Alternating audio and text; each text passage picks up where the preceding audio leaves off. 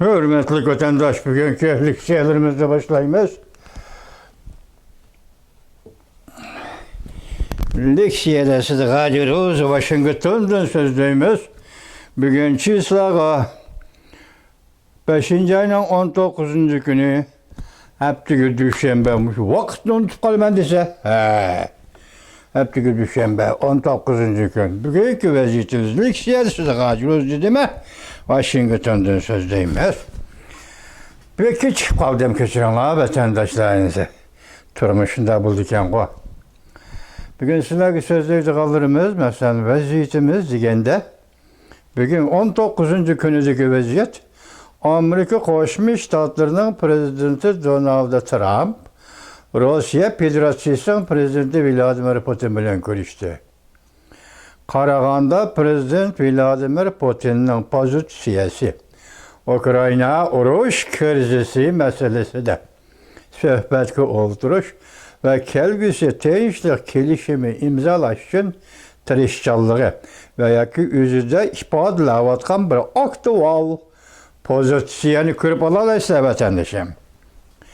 İki devlet rəhbəri 2 saatlik söz düşüp hazırki haberde 2 saat içinde konkret nemeler değildi, ondan cevap yok. Fakat hazır Cumhur Kompartiyası Amerika-Rusya münasebetiga qattiq diqqat qilayotgan bu şekillerde diqqat qilayotgan Cumhur Kompartiyasının Merkezi Televizyon stansiyasining muxbiri tarqatgan xabar ekan.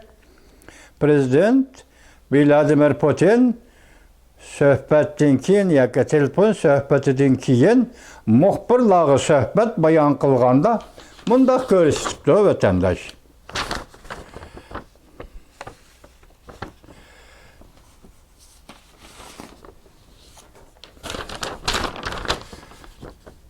Mavza mundaq evvel vatandaşa. Prezident Donald Trump bilen Prezident Vladimir Putin telefonda sözleşkenden keyin Prezident Vladimir Putin taqazzalık içinde aldırıp tinep mundaq dedi.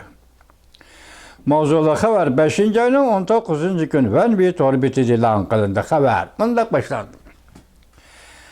Rusya Prezidenti Vladimir Putin 19. günü Amerika'nın Prezidenti Donald Trump bilen telefonda sözleşkenden keyin matbuatga mundaq ko'rsatdi. Sözleşke 2 saatin artıq vaqt sarf qilindi. Mazmuni intayin ochiq ve echivitilgan mazmun değildi. Telefonda sözleşken sözlerinin mazmunları echivitilgan intayin aniq yoki intayin quyuq deb tasvirlandi. Prezident Vladimir Putin mundaq hisobladi.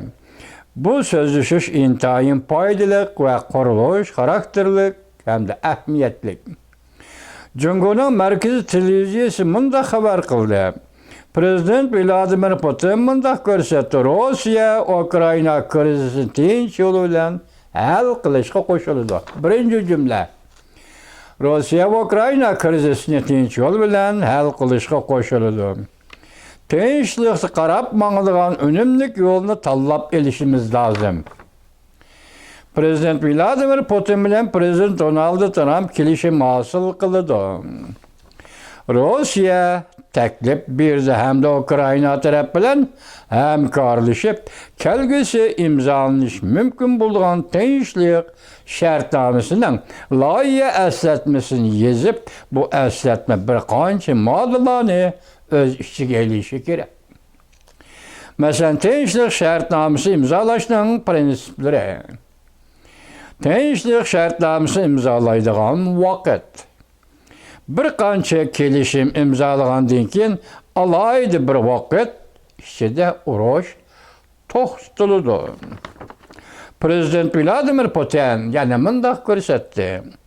İstanbul söhbətini əslə keltirish.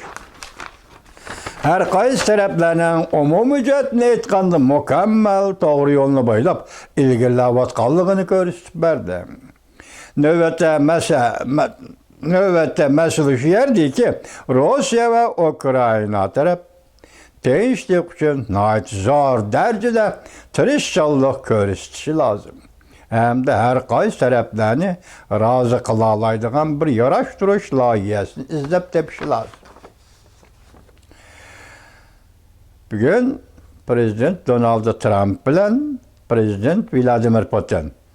Amerika Qo'shma Shtatlarining prezidenti Donald Trump, Rossiya Federatsiyasining prezidenti Donald. Rossiya Federatsiyasi kechiringlar.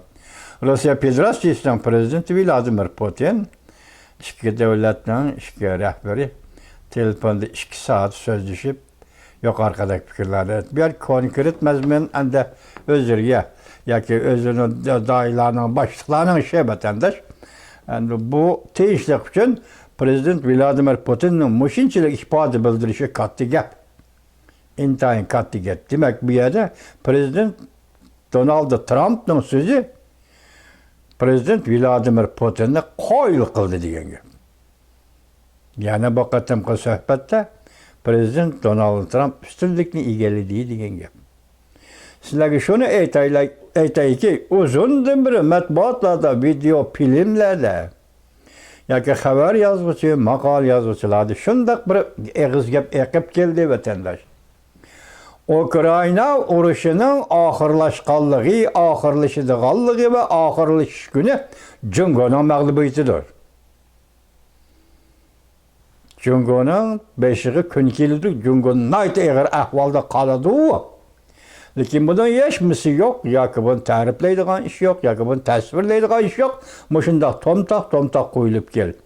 Bugun hisobda mushunda qaraganda Ukraina krizisi hal bo'ladi, hal qilindi, kelishim imzolanadi.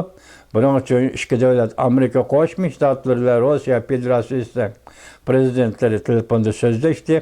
Mana bugun bu o'tirg'i chiqdi. Prezident Donald Trump aralıq nemdegende 4. ayının 20. günü Rojdestvo bayramidan burun kelishim imzalaysan degan. Hazır endi kelishim imzalanmagan bolsa mı?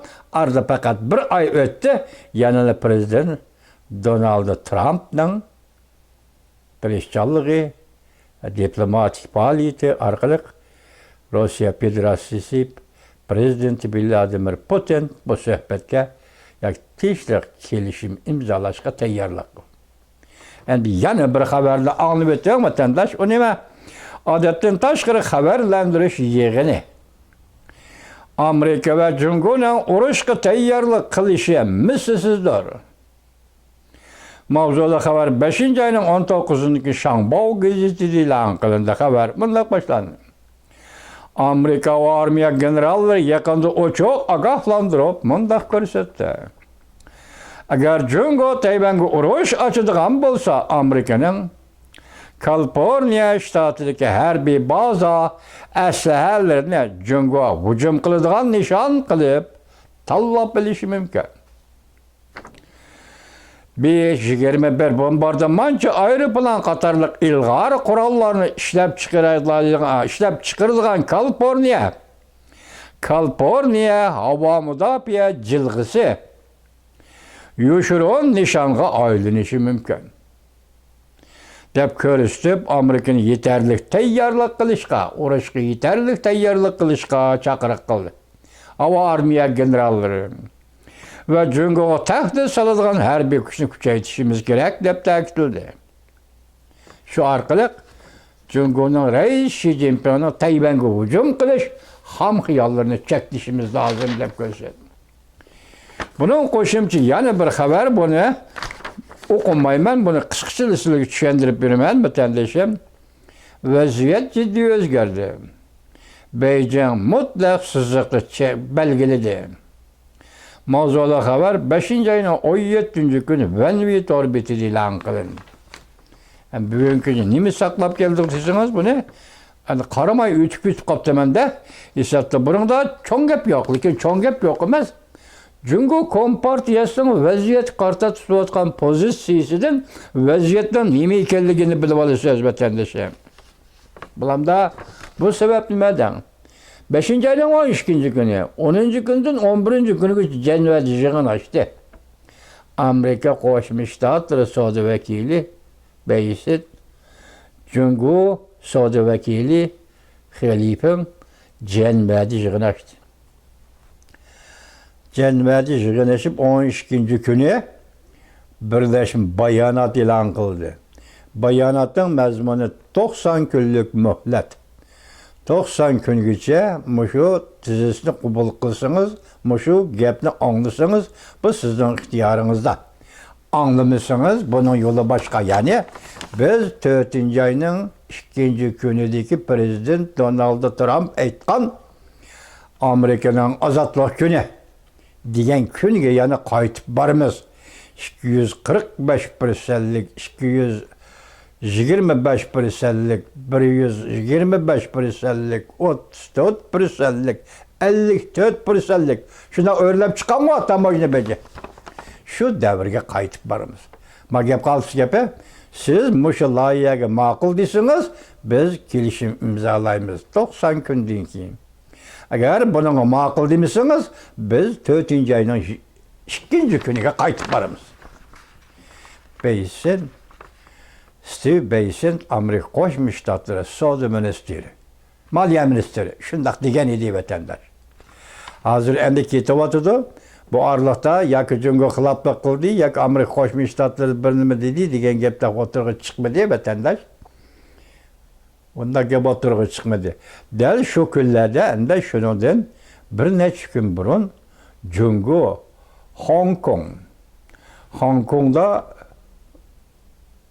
o'zgartirilgan qonun, yani bu degan gap Hong Kong negizlik qonunining 23-moddasi bo'yicha yana qonun tuzib Şangangda, yani Hong Kongda yo'lga qo'ygan edi. Bunun ma'nosi nima desangiz, davlat amallik yoki davlat bexatarligi qonuni. Shu qonunni tuzib bo'lgandan keyin 2019-yili 1 yildagidek, hatta en ko'p bo'lganda 2 million kishilik Hong Kong xalqi ko'chaga chiqib namoyish qilib, oxiri bu namoyishda rol o'ynagan, bu namoyishga rahbarlik qilgan yoshlarni, demokratik iddiadagi kishilarning hammasini qo'lga olib turmaga tashildi vatandosh. Hong Kongda shunday qildi. Bular oldiga mancha oyda shunday kesib, turmaga tashildi vatandosh. Endilikda o'tgan yili 3-oyda yana bir qonun ma'qulladi. Uning konkretligi nima bugungi xabarda yo'q ekan.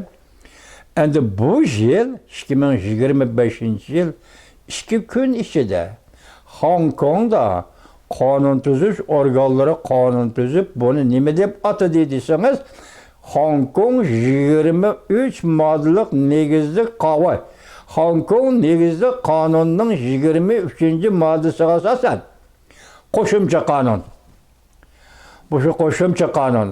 Bu qo'shimcha qonunning mazmuni nima ekan desangiz, bir jumla qarab turing, ha? Hong Kongda davlat bexatarligiga berib chetiladigan delolarni zarur tepilganda Jungoga elib ketib, Jungoda bir taraf qilish. Tushundingizmi? Bu da tuzilgan qonun, ana shunday qonuni ki vatandosh. 2 kun ichida tuzilib, 2 matbuot chiqib, 2 kun ichida ijro qilindi deydi. Qanday shaklda ijro qilindi, bunda konkret gap yo'q. Bu yerda endi mening hozir gumonim, biz nima dedik boshda, 5-oyning 12-kuni Jenevada Jungo Amerika savdo ishlari tamojna bejiga aloqador suhbatdan keyingi birlashma bayonotni e'lon qildi. Bu bayonotni e'lon qilishdan burun Jungo oldirab tinib, musha qonunni tuzib chiqdi. Endilikda qaraymizki, Avstraliyada istiqomatda yoki bizning tilimizda yashayotgan Jungoning tilida Yuan Hongbin deydigan Jungoning bir qonunshunos odami bor. Uning faoliyatlari intayin nurg'un maqolalarni yozdi, so'zlab turdi. Şunun sözü bo'yicha aytganda, vatandosh diqqati, musiqati Jenevada o'tkazilgan Amerika Qo'shma Shtatlari va Jungo hukumati o'rtasida savdo urushi, tamojna beji urushi to'g'risidagi kelishimni imzolaydigan chog'da Amerika Qo'shma Shtatlari qaysi gaplarni qildi, biz bilganlarimizdan hammasiga yetkazib bo'ldik. Jungo taraf nima deb shart qo'yibdi desangiz, sen Tayvan Jungo'nun zemini. Jungo Tayvan'ni birlikka keltirdi. Bunu kollaymiz deysen. Bu şartını şuna koyuptuma Jungo. Sen şu şartı koygandan kim? Ben bu kelişim boyunca iş kılıman ya kelişimdeki mezmunlarını icra kılıman degan gap atandaş. Biz şu vaqt sizlarga siyosat deganda Amerika taraf nima dedi? Siyosatga bog'liq ishlarni ichida Amerika taraf dediki, bu qatimqi suhbat jarayonida suhbat tamojni bejidan boshqa, ya'ni ikki xil siyosiy so'z, siyosiy ibora, siyosiy mavzu. O nima edi?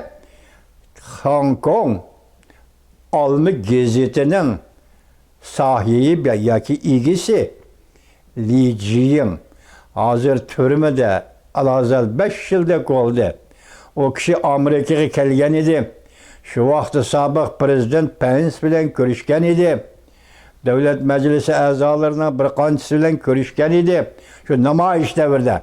Şunun kim bu adam kol gelindi. Bu kıtım Cenve'de Amerika Koşmuş Ştatları ne dedi? Li Jiying'e koyup birisi. Derhal. Şu devlet Meclisi azalarıma Li Jiying'e koyup birisi. Derhal. Muşunu Cenve'de bu kadar söhbete koygan idi. Bugün Jungo'nun aldırıp dinip çakmak tizligide tasvirleştirme, çakmak tizligide. Bu kanun ne ya? Koşumça kanunun makullışı Li Jiying'ni Shangang Hong Kong'dan Jungo'ga elip ketip bir taraf kılamdı. Yaki onun cüret kılalmamdı degan sual bir yer çıkıdı vatandaş. Eğer Li Jiying meselesi bugün Jungo'nun aldı şundak gevdilik bulduğun olsa, demek növbette aldığımızda belki Tayvan doğrusu gap kılıvatımız koyun, xuddi Tayvan'a okşaş, Tayvan'ın gipidi kılgandak, ya şunun yetip kopması mı, şunun da jirik bir iş, yani Hong Kong meselesi, Tayvan meselesi növbette Jungo'nun aldığındaki intayın keskin mesele buluklaşı mümkün. Şundak mı ya vatandaşım, üzümüz bu təlil qılıb yapmamışlarının hamısını. Demek kanunu düzüp oldu. Ahırda bu meseleye yetkizilmiş haberden ahırka mezmunu qarana haberdar kişiler bunda görsetti. Beijing politikalı siyasi amillarını oylagandan başka yana Hong Kong'a münasebetlik amillarını oylaştı. Gördünüz mü? Hong Kong'a münasebetlik amillarını oylaştı. Şu arkalı kanun tüzüşünün yaxşı pürüstünü belgeledi. Universal Aynak Gazeti ve Shangang Hong Kong 01 Gazeti haber kılıp mındak görsetti. Hong Kong Amallık İdaresi'nin başlığı Deng Binqiang. Amallık İdaresi'nin başlığı Deng Binqiang halkara vaziyet şiddet bilen özgürüvatıdı. Mesela Amerika İstihbarat İdaresi Jungo'da karşı fikirdekilerini kubul kılıdığanlıkını, şu hizmetki kubul kılıdığanlıkını ilan kıldı.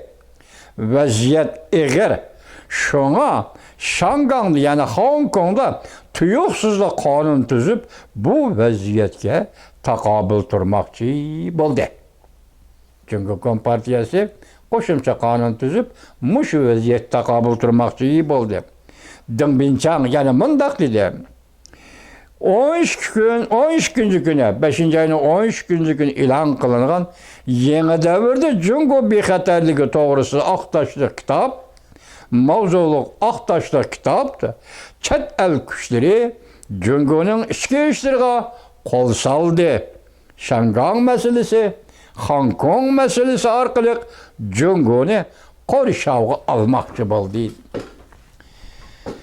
Yeşildi mi mesele? Vatanda şundak yeşildi. Biz bunu münasebetlik aldı. Uyguristan'a münasebetlik demiş doğru sözlügende çigra rayon kısımlarda hazır. Çetlerlik arlaşılık Allah işlerini ciddileştirip atır çigra rayonlarda diye gebe kılgan takaşın ama Şangang'ı çigra rayon değil endi. Lekin bir yerde göz çıkan çigra rayon Tibet ile Uyguristan. Şu vaxtda şundak haberini sizler yetkizgen idim. Bugün Hong Kong'un haberini yetkizdi o vatandaş. Onun için bunun içinde en mühimi Prezident Donald Trump bilen Prezident Vladimir Putin'in 2 saat telefonda sözleşkenligi ve Ukrayna krizisini hal qilishga tirishchanlik ko'rsatganligi to'g'risidagi Prezident Vladimir Putinning pozitsiyasi. Buni aytib dedim-ku, bu urush to'xtasa, Ukrayna krizisi to'xtasa, hal bo'lsa, Jungo Kompartiyasi shu kuni mag'lub bo'ladi degan gap yetib keldi. Lekin bu to'g'rida mazmun konkret emas. Shuni men bir qancha qatim ko'rib, anglab, bugun sizlarga yetkazdim. Vaziyatning jiddiyligi mana shu yerda.